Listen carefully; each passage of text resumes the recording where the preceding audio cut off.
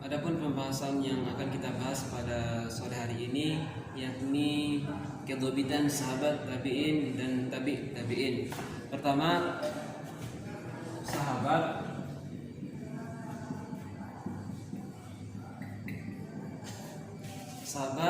dalam pengertiannya adalah sekumpulan orang ataupun orang-orang yang hidup pada masa Rasulullah SAW dan berkecimpung dalam perjuangan bersama Rasulullah.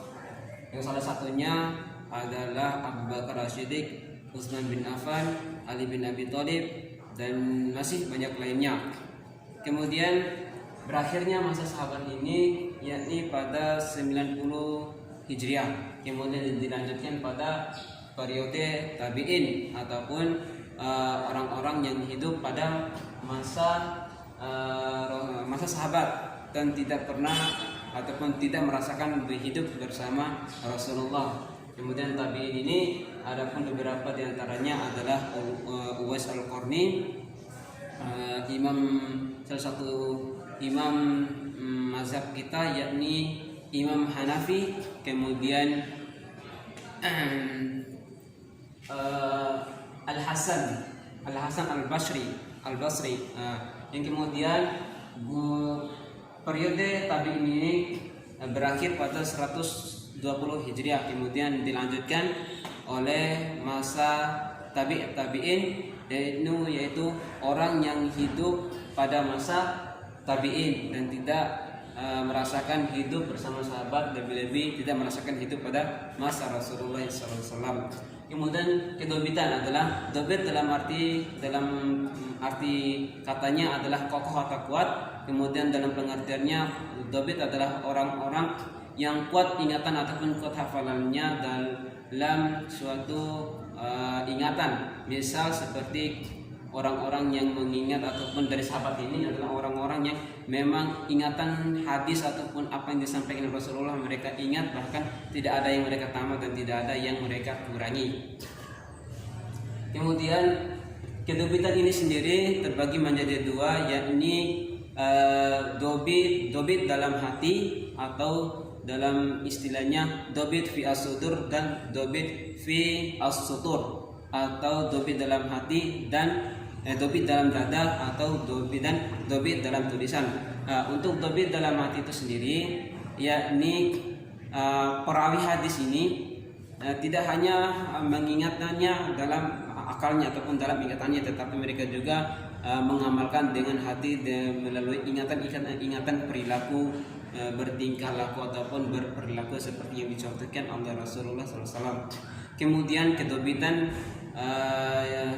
fi as-sutur adalah kedobitan dalam tulisan, yakni dobit yang mereka tuangkan dalam tulisan. Selain dari perawi ini, seorang perawi mengingat apa yang disampaikan ataupun ilmu yang didapatkan, mereka menuangkan dari tulisan. Maka terdapat dalam kitab-kitab ataupun hadis-hadis, buku-buku yang kita baca selama ini, karena memang itu adalah suatu ingatan yang dituangkan dalam catatan. Nah, kedhobitan dua macam itu saling erat satu sama lainnya, karena memang selain dari kita mengingat yang kemudian kita amalkan, akan semakin luas ingatannya ataupun ilmu itu dengan melalui ataupun menuangkan ingatan tersebut agar semakin kuat dan semakin sempurna ingatannya, maka dituangkan dalam tulisan. Setelah para perawi menuangkan dan menuliskan, mereka menjaga dan juga memperhatikan mana yang menjadi pemalsuan, mana yang menjadi aslinya dalam hadis tersebut. Maka selain dari mereka menuangkan, mereka juga menjaga dengan ingatan itu sendiri. Makanya para hafiz sekarang dituntutnya untuk menghafal Al-Quran agar ketika suatu saat nanti ada orang-orang yang menulis Al-Quran karena memang ingin menyalahkan Islam, makanya dari ingatan-ingatan para hafiz itulah akan diperlihatkan, akan diperjelaskan mana ayat Al-Quran yang ditambah dan mana ayat Al-Quran yang dikurangi.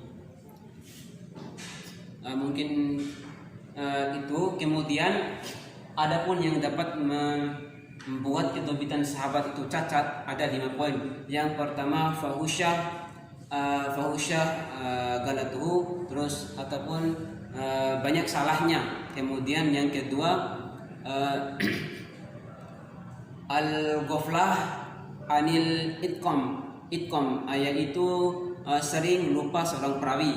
Kemudian yang ketiga al-waham atau keliru, seorang perawi keliru menyampaikan suatu hadis, maka itu menjadi tolak ukur cacatnya sebuah hadis. Kemudian yang keempat